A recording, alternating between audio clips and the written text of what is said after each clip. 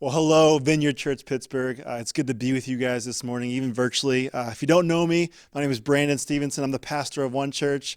And I just want to say, first moment, we're thinking of you guys and praying for you as you guys as a church are going through this whole COVID-19 situation, as well as One Church. And I also want to say thank you. Thank you for your hospitality and just blessing us by letting us share your building with us. And so we are so thankful for that. We are blessed by it. And just know that we are with you and praying with you and for you throughout this situation as well. I'm also excited to share today's message today. Phil asked me a while back to teach this weekend, and I'm excited to do that as we continue our CrossFit series. And you've been going through this series talking about spiritual practices, and these practices, that as we live them out in our lives, it's going to make us more like Jesus. It's going to help us follow Jesus better. It's going to help us live out Jesus' mission better as well. And so we're going to continue that today as you've been talking about different types of practices, of ones that go in and ones that get push things out, of how we can continue to follow Jesus in these different things. And we are gearing up for the Easter season. I know you guys are, we are too.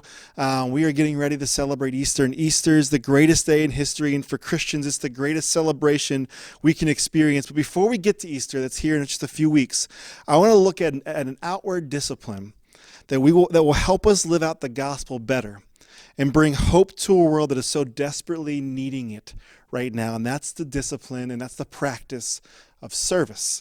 When I was a college student, getting my degree at Kentucky Christian University, one of the things we needed for our degree was 3 credit hours of serving. And that sounds kind of weird. Like, why would you make serving a mandated thing? And the school's thought was, if we require students to have 3 credit hours worth of serving, it'll help them become a servant. And that was not how I was looking at it. I was thinking, how am I going to pull this off? What can I do? Then it was shortly after Hurricane Katrina hit that we found out there was a missions trip being offered by our school to go down for a week during spring break to New Orleans and help with the hurricane relief. And they told us that if we went on that trip, it would count for all 3 credit hours of our service, and it would count for 3 more credit hours of another class I needed for my degree. And my thought process, I can take out 6 credits and write 2 short papers for 1 week in New Orleans. I'm in. Sign me up right away. So I was going down to New Orleans for spring break with 40-something rowdy college students, and we were going to go down there and help with the relief. But really, we were going down there because it was an easy way to get credits taken care of. And so we sign up, we go on this trip, and our job for that week was to go into these houses that were just ravaged by the hurricane and just strip them down to its frame. All the old flooded out sofas and furniture and all the people's personal items, we just get rid of them, put them at the sidewalk by the street, and the garbage company would pick them up. That was our job. And we would go in, and we were efficient as college kids. We were young, we were strong, we could get this stuff done. And we were so efficient that we were taking out 2 houses a day. There wasn't a more efficient group that came according to the mission organization we work with, and that kind of made us cocky. We were like, this is awesome. We're the best at this. And so we would go in, we'd be loud, we'd be having fun, but we would go in and just take out these houses, strip them down to the frame, and walk away like it was no big deal. And all week we went through this, and we were getting cocky with how efficient we were and how fast we were at stripping these houses down. And then we got to Thursday of the week. And we had a moment where I'm trusting the Holy Spirit just kind of made this happen for us. We were in this house, and it was a single dad in his son's house. And we've been going through all week just not really thinking about the people whose homes we were just ripping down to their frames. And we're ripping down this house on this Thursday, and we get to the kids' room. And we realized it was a kid's room. There was toys, and there was books, and there was, all of his belongings. And we realized we were tearing down this little kid's room down to its frame where nothing was left. And thankfully, the dad came by that day as we were working to talk with us, to share us their story of what they dealt with. But it was a reminder for us that we weren't just ripping houses down to the frame. We were there to serve people. And we were reminded that while we were serving, we really didn't have a servant's attitude. We were actually being super selfish and having a mentality that wasn't the right type of serving that Jesus calls us to. And it was a reminder for us that we are called to something more when it comes to being a servant. We don't just do serving acts because that's what gets us free credits or whatever it may be for school or makes us feel good. We're there for other people to bring glory to Jesus and show people who he is. The truth is we were serving, but we were not servants. And maybe you felt that tension, that difference before, where you've served, you've done things, but maybe you haven't had the heart of a servant while you were doing that. And if that's you, maybe this is what you've dealt with. Maybe you've ever served sometime with people and you got upset with them because they didn't appreciate what you've done. Maybe you've served your family by making them dinner or clean the house, and the family just doesn't care, and you got upset by that.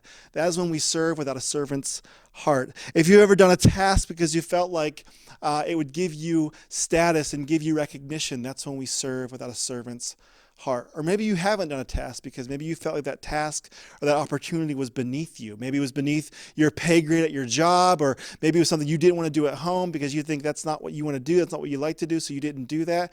That means we can have this tension of not having a servant's heart. You see, a lot of us are willing to serve, but often we do not practice the discipline of being a servant. And when that gets in the way, what that is, that's pride and ego that prevents us from following what Jesus calls us to do.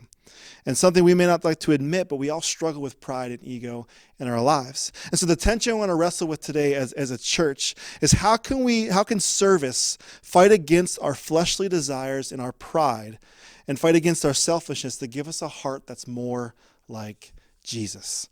I want to explore this moment by looking at a moment Jesus had with his apostles right before his crucifixion. It's in John chapter 13, and here's what we have starting in verse 1. It was just before the Passover festival, John writes. Jesus knew that the hour had come for him to leave this world and go to the Father. Having loved his own who were in the world, he loved them to the very end. And Jesus knows his time on earth is about to end. His crucifixion is coming. And I love how John writes that this is how Jesus loved his disciples. He loved them to the very end. And Jesus is about to show his apostles what his love means, and that's the form of being a servant like he always has. As we continue the next couple of verses 2 through 5, it says, the evening meal was in progress, and the devil had already prompted Judas, the son of Simon Iscariot, to betray Jesus.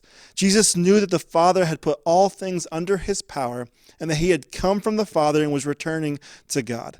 So he got up from the meal, took off his outer clothing, and wrapped a towel around his waist. After that, he poured water into a basin and began to wash his disciples' feet, drying them with a towel that was wrapped around him. And John records here that the meal is already taking place. And maybe you've heard this before, maybe you haven't, but this is the scene that's taking place. Is in that culture, they wouldn't sit at a table with chairs. What they would do is the table would just sit a few inches off the ground, and they would lean on their side and eat from the table that way. And what would happen is as they're leaning on their side, their feet is kind of just spread out behind who they're sitting beside. And in that culture, when they're walking around, traveling on dirt roads, their feet get kind of nasty. They're kind of gross. There's dirt on them. There's mud on them. There might be animal feces on them. Who knows what the situation is down there, but it's gross. And in fact, every guest, every host home would have a servant there, most likely, that would be there to wash their guests' feet. And this was to prevent, messing up the throw rugs they would have on the floor.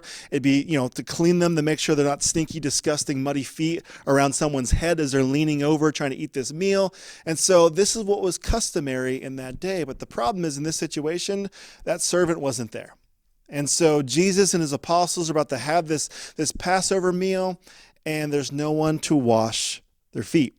And the apostles, they're sure not going to jump up and start cleaning each other's feet because they don't want to lower themselves to the level where they were going to be a servant to each other by washing their disgusting feet. And so Jesus gets up and he does it. And what's crazy about this is the apostles were not strangers to serving. In fact, throughout their lives as they were following Jesus these past 3.5 years, they served many times. They would go to different towns to preach the gospel. They would serve the poor and the needy in their area. They would help heal people. They would do all these things that would serve people. But we see here at the end of Jesus' earthly ministry, they still were not servants. They didn't get it. And so while the apostles weren't strangers to serving, they didn't have a servant's attitude, a servant's heart. And basically what they did, they just missed Jesus' teaching in that. In Matthew 20, 25 through 28, Jesus teaches them this shortly before this moment takes place. Jesus called them together and said, "You know that the rulers of the Gentiles lord it over them, and their high officials exercise authority over them. Not so with you. Instead, whoever wants to become great among you must be your servant, and whoever wants to be first must be your slave. Just as the Son of Man did not come to be served, but to serve and give his life as a ransom for many. See, the apostles, and to be truthful, us, we struggle to catch this teaching sometimes. We often miss this call to be a servant. And for us to be a servant, we have to serve other people. And John writes that God put all things under Jesus' power in this situation. They're at this Last Supper. Jesus has all this power. He's in control. Everything is in his will right now. And what Jesus does is he uses this power to get up from the table and wash his apostles' feet when they wouldn't wash each other's feet. And so he says he takes off his outer clothing, and most likely in this context, Jesus is just wearing basically like a loincloth, like how servants and slaves would typically dress in that culture, in that situation. And Jesus gets up and he wraps a towel around himself and he fills a basin full of water, and he gets down, the Lord of the universe, this Messiah, this Savior of the world that's about to give his life as a ransom for many. He gets down and washes his apostles' feet. And the apostles are shocked and appalled by this. Here is their Messiah doing a servant's work, and not just any servant, the lowest servant, because this job was always reserved for the lowest servant in the household. And he's the one wiping off dirt and wiping off mud and wiping off animal feces, whatever's on their feet at this point. Jesus is wiping them off and drying them with this towel. And he's humbly cleaning their feet to protect from embarrassment of them muddying up the host throw rugs or whatever it may be in that situation. It's Jesus taking care of them, Jesus washing their feet. Here is Jesus, their leader and Lord, doing it, because the rest of the apostles didn't want to be the least of these. And I think that's the thing, is the apostles always battled this discussion of who is the greatest. And maybe you and I, we don't always fight about who's the greatest in our lives. Like, we don't fight with our spouse, like, I'm greater than you and you're greater than me. And we don't fight with our coworkers about who's the greatest often. But here's what we don't want to have happen. We never want to be the least. There's this tension with us, this pride, this ego that forces this mentality that we never want to be the least. If we're, the second from least, at least that means we're not the worst in the situation. But here, Jesus shows he's the least. He's the Lord of the universe. He's the least, getting down to wash his apostles' feet. Peter, at one point, even argues with Jesus, saying, you cannot wash my feet. You can't do this. Look who you are. Look who I am. You have no business washing my feet. And Jesus argues back and says, if I can't wash your feet, then you have no part of me. Jesus says he has to. And I think that shows a side note. Part of what's about having an attitude of a servant, a heart of a servant, is actually letting people serve you. Richard Foster writes in his book, Celebration of the Disciplines, he says, it's an act of submission and service to allow others to serve us. And so Jesus is reminding and showing Peter, you have to let me serve you here. And as we have we look to have this heart of a servant, we practice serving. Part of that is letting people serve us as well.